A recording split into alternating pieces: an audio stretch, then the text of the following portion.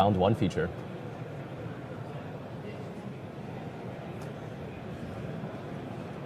So here we are. There he is right there, and we've got it up on screen. Nick is playing Drytron. We both had a lie, because you told me that he'd mentioned maybe he had taken a break for a while, so maybe he's just, Well, I'm calling him out right now. He told me at the end of the national champion. I actually played last year, and I had him in the final round of Swiss actually, and we were already locked at that point, so it was very, very laid back, very chill. We were just having a nice conversation. He said, like, if I win, I'm going to retire. Oh, okay. That's one of those sort of, if I win, as in like, if I win the national championships, I'll retire kind of comments. Not like a serious, like. But here's the thing. He then spoke to me this morning, and he says, well, it would have been rude to not defend the title. It's nice to have a polite national champion. Yeah, of course. So yeah, Drytron, I mean, it's really hilarious because we could be talking about the exact same win condition and points of contention that he had last year, which is, I suppose he's playing this Vanity's Ruler, which he's picked up as his sort of main win condition of the deck, which is you tribute Cyber Angel Ben 10, search a Light Fairy, and then you tribute summon Vanity's Ruler. It seems like a pretty robust win condition to me, to be honest. It doesn't matter what year it is. If your opponent can't special summon, they're not going to have a fun time. Yeah, maybe it would have been fine in like 2007 or something, but now it's not so much. All right, so Reese, you're playing Branded. There's some new Branded support, so I'm totally behind this deck. I don't know what it is about Branded, but Branded has struck me as one of the most fun decks. I don't know why. Like, it just stands out in terms of fun for me, like summoning big dragons, fusion monsters, recycling. I think the main appeal is the fusion mechanic, because it's not really something I feel like that's been like extremely powerful in recent years, because just like fundamentally from a card advantage perspective, it's, sacrifice 2 monsters to summon a bigger monster, and that's usually quite hard in a modern setting, but Branded fixes this with Branded Fusion. Modern Yu-Gi-Oh, yeah, you sacrifice your 2 monsters, but they come straight from your deck. Straight from your deck. And then they all have effects when they hit the graveyard as well.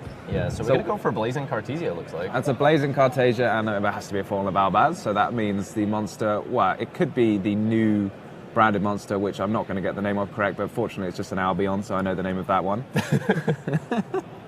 Do you remember the name of the new fusion that takes a light spellcaster and Fallen Balbaz, putting it on the spot? I'm not going to attempt it. You're not going to attempt it.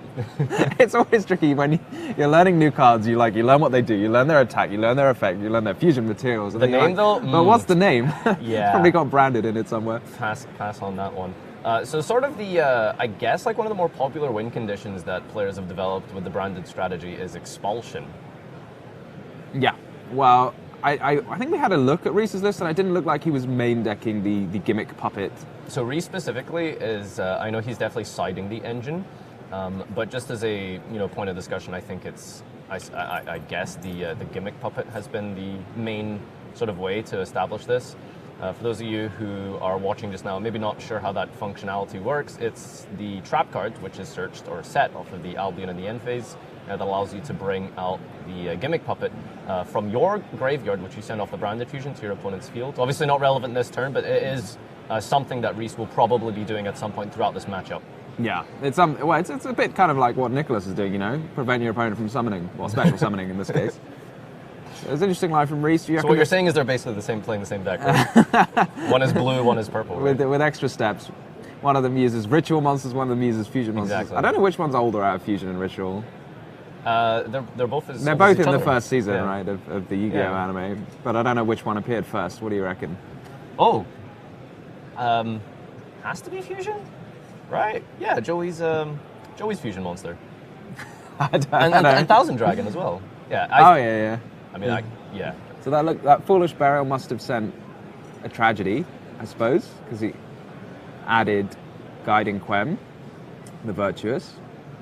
The nice thing about Branded is I like Super Heavy Samurai as a deck where you kind of have these like combo lines, that are kind of pretty set. Whereas Branded, you really, every opening hand feels a bit different because you can use any fusion material. The order you summon monsters makes a difference. Just what you have kicking about in the graveyard so you can fuse with it makes a big difference. People have developed a lot of like unique and sort of different approaches and strategies toward the deck. I think Verti Anaconda's ban was the sort of main point of evolving the deck from where it was played in the OCG, but over here that never really sort of took off. And what we've really tried to do is come up with just different strategies.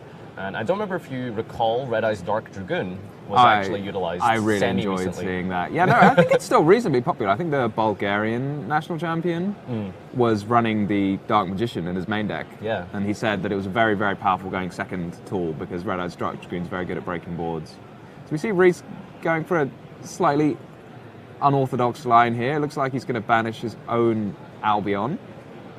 So I think he really wants to set up the Iron Dash in his graveyard, which I think it adds a card that mentions Fallen of Albaz from your deck to your hand in the end phase, or right? a Springan's monster, Yeah, or you can special. Yeah. So a lot which includes Springan's kit, I think, right? And that gets you Mercurier. Yes, because they're both No, Springan's not a Tri Brigade.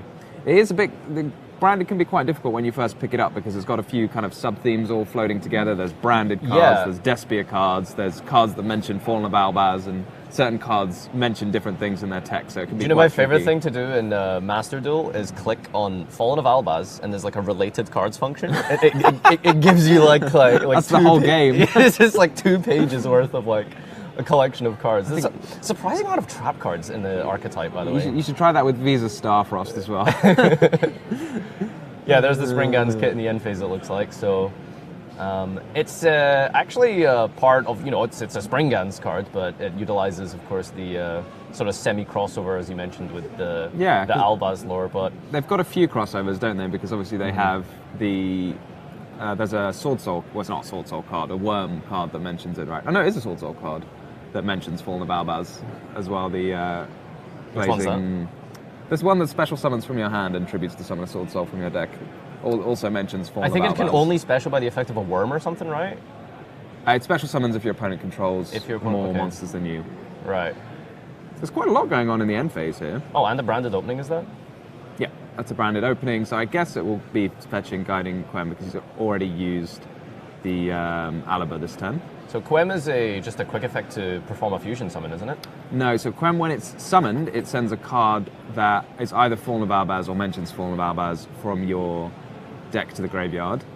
And during either player's turn, once per turn, while it's on the field, if a card leaves the extra deck, so either is special summoned from the extra deck or is sent to the graveyard, for example, with the Mirror Jade that's on the field, then you can special summon, I want to say again, a card that mentions Fallen of Albaz from your graveyard. I might be wrong, it might just be any monster, but most of the time you're summoning. But that includes like branded fusion monsters as well. So you could bring back a Mirror Jade if it's already been used, for example, like that. Do you know, last year, like literally last national championship, I think branded was probably one of the decks to beat, and it was a lot simpler, wasn't it? It was really just like Lebellion into Mirror Jade, and that was your deck. But now, I mean, there's just multiple different approaches to how you play this. Yeah, the combo lines to this deck do. I think it's like a deck that really you need to practice to get fluid with. So I wouldn't really say there is like, okay, branded fusion ends on X kind of thing. No, it really depends on the other cards in your hand, the other cards you've started off with. Because it's great to have cards already in the graveyard to banish with Albion, for example. Yeah. So if you can get a Cartasia in play first, then you can do an extra fusion summon as a quick effect. Well, it's Nick's turn 1 here, and we're going to begin with Alpha, which is definitely a great starter in this. Gives you access to Ash Blossom. I think Ash Blossom is like, it's kind of weird against Drytron, right? Because it's either like it does nothing and they just have Alpha Zeta anyway, or it kind of just ends their turn. It's the same with a lot of decks, I feel like. Sometimes you just Ash Blossom the first card and they haven't got a backup. And sometimes if they have full access to their engine and they've got monsters in field, it's not super relevant. But yeah, definitely, well, we'll see what goes on here. I'm sure if you're out there like trying to look through the flowchart diagrams and spreadsheets for every archetype in the game right now, you might be able to detect a couple of like choke points where, Ash here or Ogre here or Veiler there is like a specifically like hard counter, but against the deck like that, see what I mean? Like we just have Foolish Burial to access the Alpha or Zeta. Oh, he's sending Gamma, so he already has both, I assume. Yeah. Ash can be weird because sometimes you're just like it's perfect because it negates the card that they really need, and then other times they just have it. Yeah. Like here. So Branded Lost is a really scary card in this kind of scenario. If we have a way to like set up a fusion. Can we fuse on this turn with the? I can't see anything that would allow Reese to fuse on this turn. Does Reese have like any interaction? Well, he's already used the Mirror Jade, and Mirror Jade, when you use it, obviously you can't use it again the next turn. It's once per turn while it's on the field. It's once per every 2 turns. Well, you can bring it back and then use it You again. can bring it back and use it again, yeah. Mm-hmm. But if you use, so the one he's used, he used on his own turn, which means he can't use it again. So what is the plan here? I don't know what the plan here is. I suspect Reese may have got a bit muddled halfway through his combo, because often you want to end with the branded. I'm going to get the name. Branded in red. Branded in red, the one that targets a card in your graveyard, adds Yeah. it back, and then you get to fuse on your opponent's turn. You make a Guardian Chimera, pop their board, draw 5 cards, that kind of. But, I'm not sure about 5, but close enough. Yeah. All right. So Alpha is. Did we see his ritual search there? I don't think we did. I can't see what he's tributed to summon. Yeah, the Alpha on the field was brought back by Gamma, but yeah, I'm not sure what he tributed for it. So going second, the various win conditions start to really kind of narrow down, I think, for Drytron. And I feel like it really is just kind of like attack and make a multiple material Zeus, which is going to be like we either try and go for the game here, or we just disrupt our opponent with multiple material Zeuses.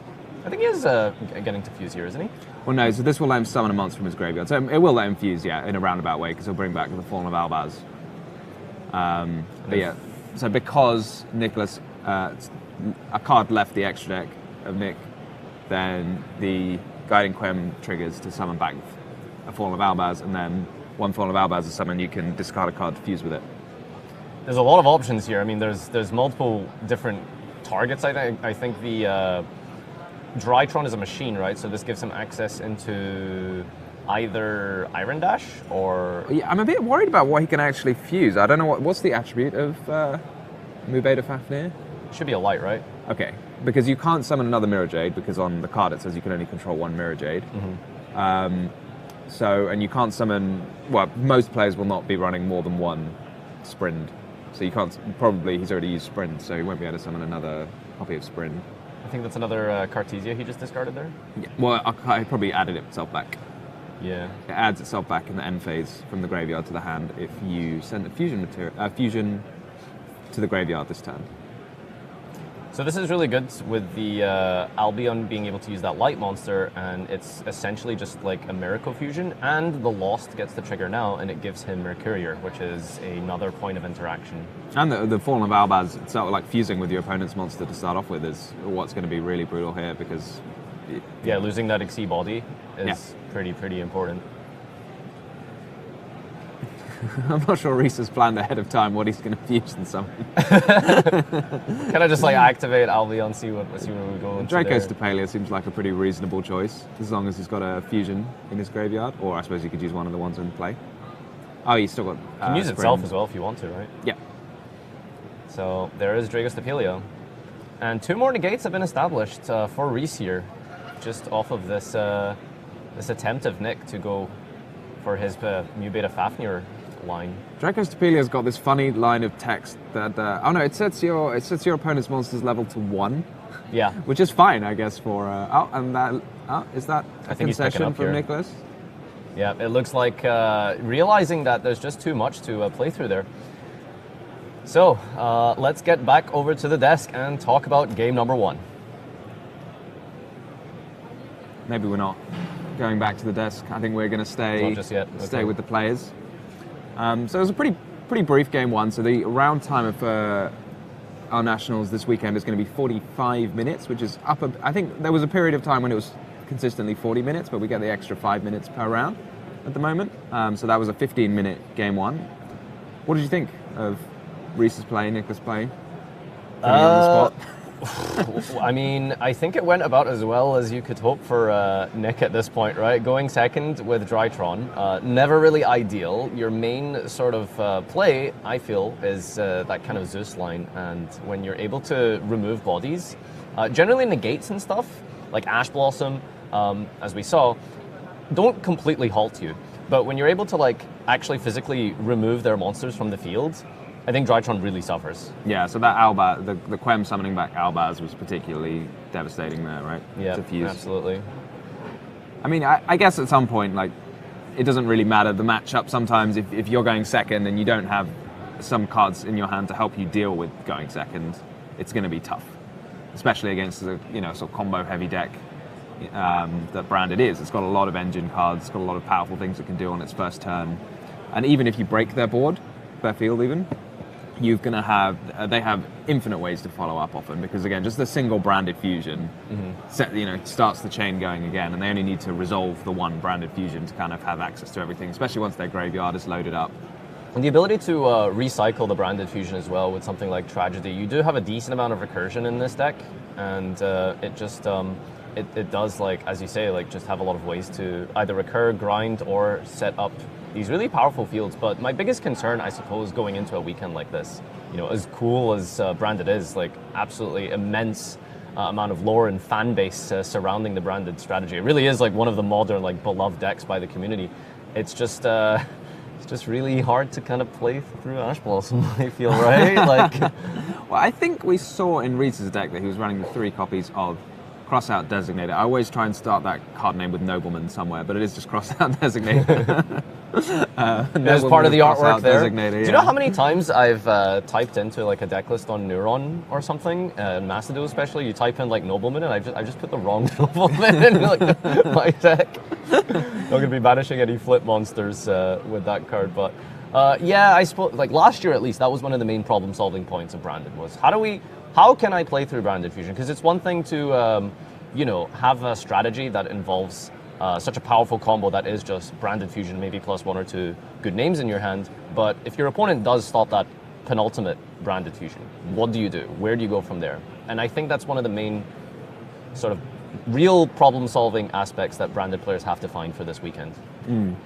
For sure. I think sometimes it's kind of like you maybe hope that Branded is slightly more under the radar. Players are more focused on Super Heavy Samurai, Kashtira, etc. So maybe people are cutting the Ash, which is kind of, it's okay. It's it's never going to be useless. But that's the thing with Ash Blossom, isn't it? It's a card that's like, it's never bad, but maybe there's sometimes formats where it's not exactly like game ending, as it maybe was potentially like last year this time. Because we're seeing cards like Droll and cards like Ogre picking up popularity, and maybe Ash might have to make room. Yeah, because that's the thing with like Ash Blossom specifically, if you're coming into a tournament where it feels like something like Super Heavy Samurai might be popular, and sometimes you activate Ash Blossom against Super Heavy Samurai and you've just discarded a card. It just doesn't have an effect, right? So a lot of people might be inclined to not run it, and I guess that gives credence to Branded to be able to be a little bit more versatile, or resilient, shall I say. I don't know if there's any more proactive lines than hope your opponent's not got it in their deck. Yeah, exactly. That was your question to me. How do you deal with Ash? Well, maybe they just won't have it. Pretty much, that's the solution. So notice here that Nick picked up a Call by the Grave. Yeah, he's got his way of dealing with Ash. Yeah, and that's an alpha for Gamma. I think, that body language that people have sometimes when you just know, like, they're about to pop off. Yeah, like you can tell, like, he's about to cook up. He's moving his cards very fast, which is, always a bit worrying. Okay, all right. Here we go. Discarding the Benten. How many copies of Benten can you run? I'm showing myself for being lack of knowledge about Drytron. Oh, don't ask me this question. My Macedon brain won't be able to answer that. Well, he only needs the one. Well, one is all you need, let's just say that. There's that all-important Vanity's Ruler that's been added from Nick's hand, and no normal summon really required in this deck. I mean, I guess we've seen some people play like Manju, Senju. Maybe probably not Senju, but we have seen like one copy of Manju that's been played sometimes. But yeah, all you really need to do is tribute summon that Vanity's Ruler. And the amazing thing about Vanity's Ruler is it's one-sided, isn't it? It is. Oh yeah, that's a good point, actually. I guess, like, in everyone's head, Vanity's Fiend was clearly the most popular of the two out of Vanity's Fiend and Vanity's Ruler. And Vanity's Fiend is a bit smaller and prevents you from special summoning, but at the end of the day, I think you'd rather have a monster that only required one tribute. But in this case, it's a fairy, so you can search it, and that makes a big difference. It's a fairy that you can search, and of course, you get to play the game, unlike Reese here. Does Benton activate when it's tributed for a tribute summon? It does. yeah. It's just when it's tributed. Just when it's tributed. That's really neat.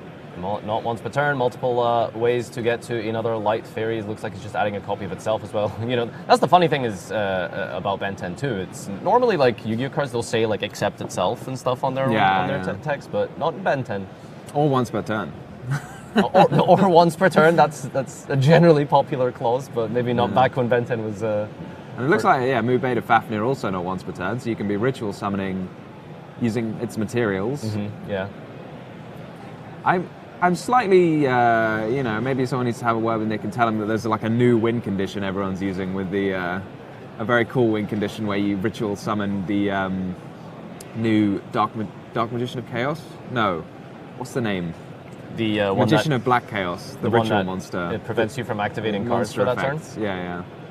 You ritual summon it in your opponent's turn. Did Reese just, like... I think he accidentally... did he drop it, or was he revealing it for something? No, I think he just accidentally dropped his top deck there, which looks like Crossout, actually. Honestly, you're much better at seeing these cards from a distance. When you said, like, the Ash last game, and I was like, I guess it has to be Ash from the context, but I had no idea. Do you need glasses, Tom? Maybe. I think sometimes when cards are a bit shinier, it's a different print than you've seen before. All right, so... do you think... Okay, just going to ask Do I think? Reese says, I think so, yeah. I was about to make a really poor joke there and ask, do you think he's going to cross out his own Vanities Ruler from his deck? But I guess not. Didn't slide that one in. You know what, you'd be testing my knowledge of crossout, whether it says activated effects or monsters on the field, even, that's the thing. I don't know. Oh, okay, we're back to us. Hello. And that was 1-1 now we're at. 1-1. So players just, it's nice sometimes just to show what your deck can do. It's very good for, if you've lost game one, to have like a very emphatic win when you go first. Just execute your deck's win condition. Your opponent just says, yeah, you did that. Yeah, you did that. You've got this. So it's good for your confidence, I feel like, if you've lost the first round. I mean, I doubt Nick will be wanting for confidence given he's last year's national champion, but it's always nice to get a quick win under your belt. Yeah, it's I think the riding the X1 bracket so early in a tournament can be it can be really uncomfortable, right? Especially if you've like very much tested and prepared for like the top tier decks kind of thing. That's true. It is quite interesting that sometimes, if your path through a tournament can affect the decks you play against. So I guess if if you've not lost any rounds, you're probably going to be playing against top meta decks. And then, as you said, if you play... And that really alters your strategy a lot, and it can be... it can feel a little bit dicey because you'll be coming across all sorts of cards and decks that maybe you don't really know what they do, right? So at least that's how I would feel if I was Reese and I get paired up against Drytron in round one, potentially. I mean, it's been around for a while, What is this? I wasn't expecting to play against this. I didn't have a Vanities Ruler for my crossout designator. If only I'd known. Prepared. And maybe Reese had some Kaijus or some similar. People are running Santa Claus now, which I find it's great.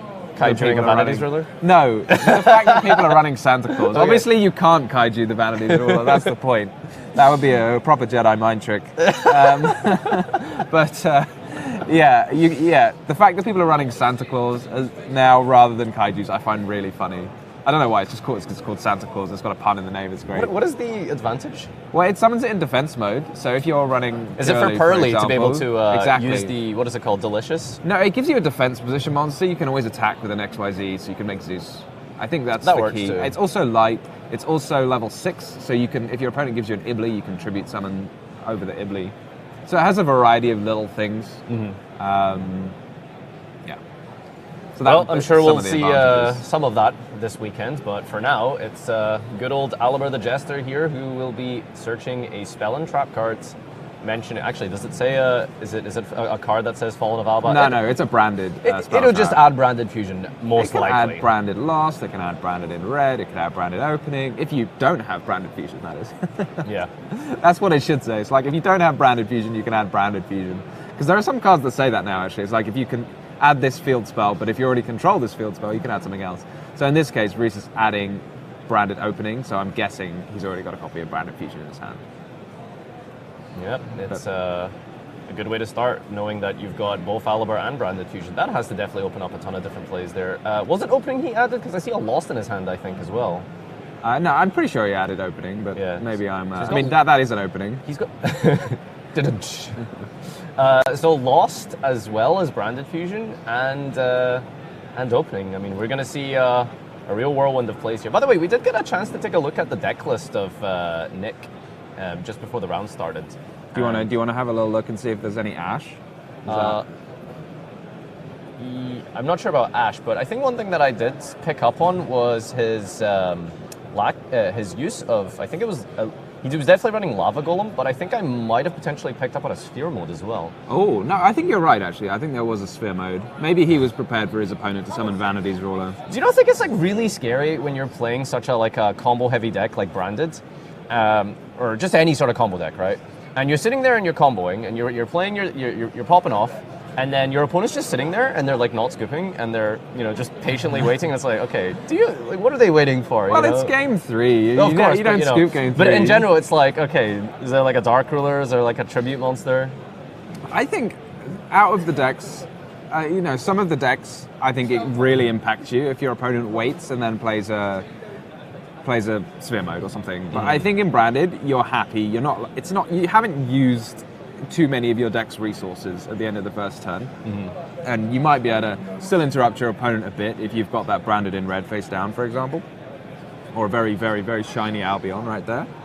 That is a very shiny Albion. That's I don't know what rarity that is. I don't know if you're good at detecting card rarities from a distance. I guess it's kind of like the glare. A little bit hard to see right now, but we're bringing back the Blazing Cartesia here. Yeah, that will be from Guiding Quem.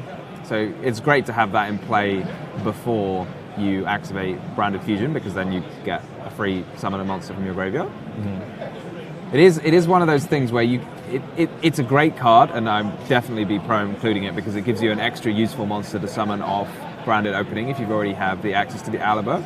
But as you were mentioning before, like if your fusion gets ashed, it doesn't like help. You want it in play. It does more things after your Branded Fusion resolves, which is what some people might refer to as a win more kind of situation. Wow, this is really huge from Reese as well, I'm noticing, because we have a discard fodder with Lebellion, but he also has Ash Blossom in his hands. So we're going to be able to do full combo and have Ash, which, I mean, I kind of mentioned in the first game, it's not incredible against Drytron, but I think if you have a bit of a clutch moment with all of these different powerful fusions he's setting up here, it could get really, really powerful. Yeah, it's just one more. So we go for the Mirror Jade. There's the Mirror Jade. So my guess would be you'd like to use so you could set up the Expulsion Lock if the Expulsion Lock is in... It is definitely. It's the first thing you look for, is it? Yeah, it was in his side deck, so not maining it. But it's the sort of thing you have in your deck to side in for when you go first. But the thing is, you only really access the Gimmick Puppet through Branded Fusion, right? So no, you can send it with... I'm terrible with these names today. Granganoil, the dragon. And that's what he's doing right now, actually. So you can fusion summon that with Blazing Cartesia and either a light or dark monster. So a pretty generous summoning requirement. Very generous. It can send just any monster from anywhere in the universe to the graveyard. So from your deck. There it is. There's the Gimmick Puppet. Oh no! So unless Nick has smokescreened into a Gimmick Puppet monster, for those of you who don't know, Gimmick Puppet says, I think on resolution of its summon or something, you can only special summon Gimmick Puppets for the rest of this turn. So if you Expulsion against a Gimmick Puppet player, they're going to say thank you. But that would be very funny. Or if they're against a Monarch deck or something, you tribute summon Dark Dust Spirit. So it looks like we're going to the end phase. Albion resolves, setting the Expulsion from the deck directly to the Spell and Trap zone. This is Reese, you're saying you're the 22 national champion, but welcome to 2023. How many times we got to teach this lesson to you, old man? Can't bring Drytron in this economy, Nick. I think it's fantastic that he brought his exact same list pretty much from last year. Yeah, I'd be interested to compare the list, card for card. But what is the win condition here for Nick? I mean, okay, here we go. I'm not sure if this is the draw phase or when. It seems... Draw phase seems like a reasonable time. Seems like the place you would use it, yes. So one card that is in Nick's side deck is that Grave of the Super Ancient Organism. And I think people originally started siding it for Kashtira, but it has this extra bonus of just being absurd against Branded. All of the monsters they want to attack you with are level 6 special summon monsters, level 6 or higher special summon monsters, and they can't activate their effects or attack. And as far as I can tell, there's very, very few answers to it in the Branded deck, and it's a lot of Floodgates, you can't really side them in going first, going second even, but this is a card that you can get away with because it does do things when you can just set it, and then, even if you don't do anything, because your opponent stops you from doing anything, you can just set it and then say, okay. So that is a potential answer. It's really weird, right? Because the game plan, generally, when you're going second, is you want to play like a bunch of, equalizers, field removers, like as we can see here, droplet. But that's like that doesn't do anything against the expulsion lock. Lava Golem Sphere mode would be amazing, but not in this kind of situation. So typically, like, you don't really side this kind of stuff going second. But I wonder if Nick has picked up and identified what you've just talked about. Yeah, I don't know. I mean, I guess it depends how. I mean, he's playing Drytron, so that would indicate a bit that he's just sort of picked up a deck from last year. Ash Blossom comes down on that for, I think it was a 6 cards. 6 card Prosperity. I assume it's a 6 card Prosperity. You would have to dig deep here in a situation like this. I always look at when someone banishes 3 cards of Prosperity. I think, why are you? If you're only going to banish 3, like, why are you playing it? You got to banish 6. Okay. That's 1 set. That's we could be in for a game here, maybe. All right. Well, Nicholas has decided to smokescreen us a little bit into Drytron control. Labyrinth. All right, look, end of main, I suppose. We're going into... Is there an extra Grangoyle, do we think? I'm not sure. I guess we'll find out. So that's the Mirror Jade sending Albion. Nice thing about Branded Expulsion is it can summon something that's either banished or in the graveyard. Oh, banished too? I didn't actually know that. So it makes recycling your stuff just even easier. Because a lot of the time, like, if you banish a card, it's kind of gone. Mm-hmm. And some decks have a tough time getting it back, but with combination of Lubellion, Branded Expulsion, you can just, your graveyard is your second hand and your banish is your third. There's a lot of decks these days whose grave functions as a second hand, doesn't it? Yeah.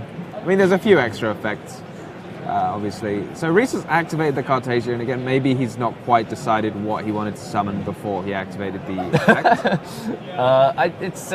It's really just like, you gotta... So the issue with, I suppose, win conditions like the expulsion is you really need to capitalize on that follow-up. If your opponent even has like a little bit of defense, a little bit of way to like wall up on that turn 3, it can get a little bit scary because then they get to like, those floodgates are opened up by their next turn.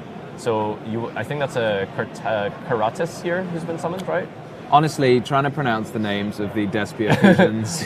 So basically what I'm getting at is here is like, we need to make sure that we can do 8,000 this turn. Because it's going to be quite scary to let Drytron have another turn.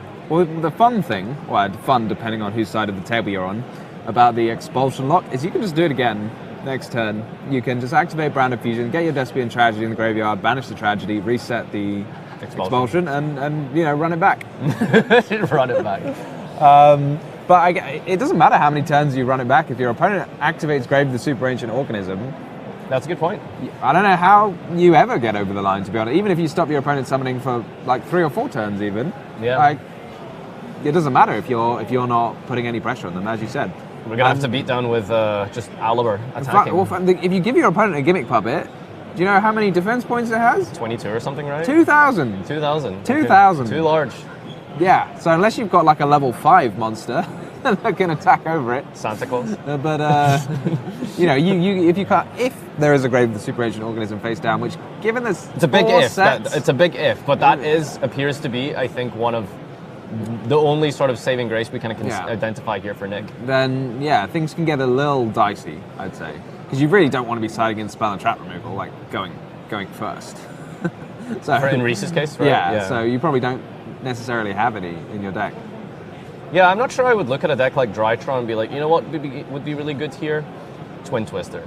Well, I think something people were talking about with regards to the Expulsion lock is it requires a lot of resources.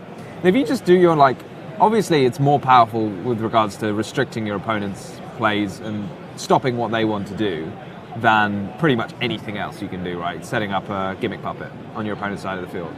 But instead, if you set yourself up with a nice Guardian Chimera, if they just set a card, then you can deal with that by using the Branded Red in your opponent's end phase.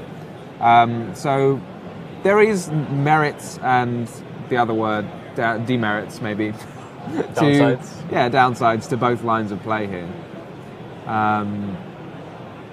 This is Reese's main phase, right? We're not doing this in the end phase. This can't be, because he added it to his hand. So this has got to be. There it He is. did bring it in. He did bring it in. That he knows is what's up. Wow.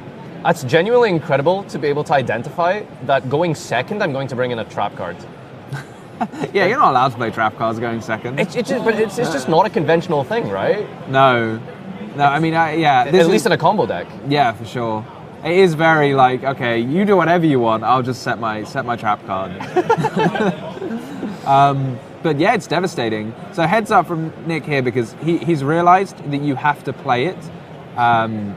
You have to play it in response to the branded in red, or you have to play it in response to a fusion spell, because Lost is online. yeah, well, that's also true. But even if Lost wasn't there, Grave of the Super Ancient Organism is a slightly old card, and it has maybe different text to what you'd expect, which says the effects of level 6 or higher monsters cannot be activated. Yeah, so you have to preemptively use it. If your opponent summons a monster and activates the effect, and you chain it, it's not going to negate it.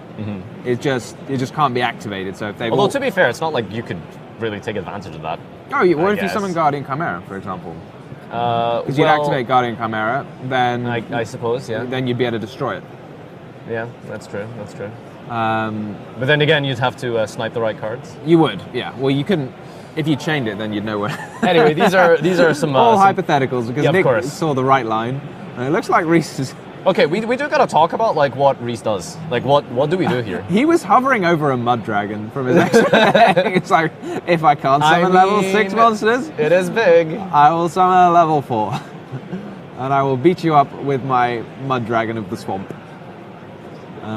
Which you've got to get behind. Do you think he's got multiples of the Super Ancient?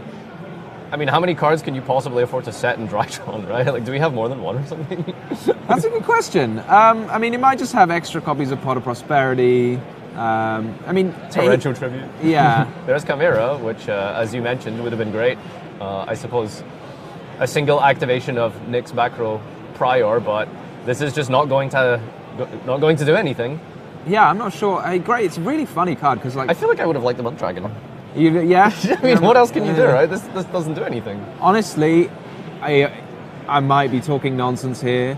Branded in red, some of the branded fusion cards require you to summon a dragon or a level 8 or some restriction like that. Yeah, maybe it is something like that. I That's a good might point. be talking rubbish though.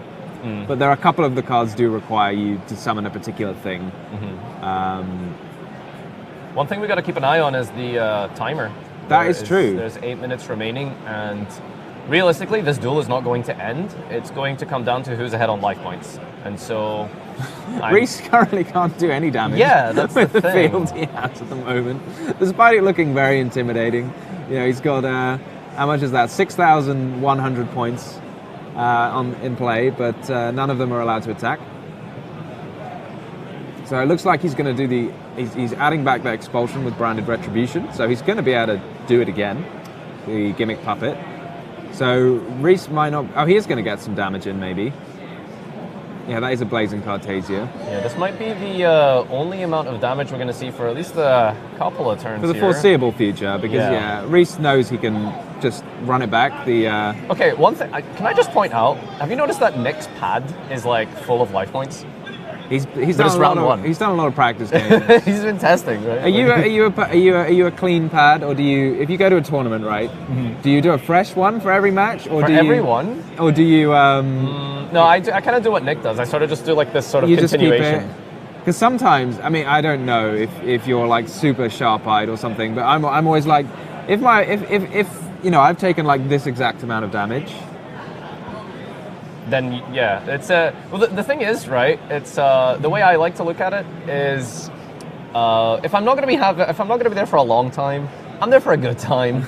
And so do you do any notes, like, you know, player's name, deck that they're playing, you know, like Oh, no. almost like a diary that you can that you can recall later? I think sometimes it's a good thing to do, I think, because after a match, obviously you'll remember everything that happened, and then you can, like, if you want to like evaluate your own performance after a game. And a lot of it's in the life points. I often have it. I'm so lazy when it comes to like life points as well. I'll write down like as little as possible. Often, like in a game, I'll look at my game and I'll have written like one item in the life point. Because I've noticed that, by the way. Sometimes, like after a couple of like duels, so like something you just don't need to right the life points. Because some duels are just done. Yeah, I mean, As we often saw in from game 1 and games, 2. like, it's not necessarily the life point changes that are indicating who's winning the game, right? Yeah, It's of the course. state of the field. But it does look like life points are going to be integral here, as Nick is behind by 15 and attempts to try and play the game again here with the foolish burial of that alpha, I think it was. But Reese has summoned the gimmick puppet back to his field here. I'm wondering if Reese can. I think he can, if he can access a Despian Tragedy, do it a third time. Yeah. Because Despian Tragedy can banish itself from the graveyard to set a branded spell or trap. So yeah, it could be a 3 full turns of gimmick puppet joy. I think that's basically what he has to do, is just, okay, we're in the lead, we've established damage, we don't really need to do anything here. We actually, because I don't think there is an out in Reese's deck for the Super Ancient Organism. It's just a case of like maintaining the control of his 15 life point deficit. Yeah, why not? If you can do it, you've got to be able to win. Is that even if you're in not ideal circumstances. Was that a Natasha he just added? I It was either a Benten or a Natasha that Nick just took there. We did see a reveal of the Droplet, so he brought in Droplet and he brought in Super Ancient going seconds. But he is just going to have to pass here because, yeah, the Gimmick Puppet is a turn-ending card, so hopefully Nick might be able to get a chance if Reese does not establish the lock for the 3rd time this duel. And Branded Opening gets him Tragedy if he needs it. Or Tragedy, you've got to find a way to get Tragedy in the graveyard. In the graveyard, yeah, that's the issue. So you can just do that with Branded Fusion, though. Even if you're the monster you summon, it's going to be like useless. It's a foolish burial with extra steps. Yep, there it is. There's the Branded Fusion. But one thing I was mentioning before that is I think quite funny is, Reese has given his opponent a monster to prevent him from special summoning, but it's actually got too many defense points to deal with a level 4 monster. I mean, that's the thing, like, beat down with some level 4 or lower Despia monsters could be fine, but it doesn't really matter. We've done one attack. One attack has landed, and that's all that matters. That's all that matters here. They're not small, the branded monsters, by any means. 18, 15. I mean, they almost rival Gemini Elf and Mechanical Chaser. No one can quite beat Mechanical Chaser. Or Tardy Orc, that was my favorite, I think. What about Werewolf? Are you a Gene Wart Werewolf type of person? Oh, I did like Gene Wart Werewolf. I like the fact that the text on it said that it was normally very peaceful. A man of the people. Yeah. But when he needed to be, he was there. Yeah, so we see he sent the Despian Tragedy. Very heads up there. Gonna get his branded expulsion back again. And Nick's like, are you seriously gonna do this again? Yeah, it's rough to watch if you're in Nick's position right now to see this happen again. But he does need a way to get the gimmick puppet off the board, because you can't summon it to your opponent's side of the field if it's already on your opponent's side of the field. Expulsion has to tribute your monster. Yes, Expulsion has to tribute a fusion monster. So if it looks like he's walling up here. Yeah. So if it tributes a fusion monster that mentions Fall of Albaz, then you can summon both of them to your field if you want to, but in this case you don't. Okay, so it didn't work out.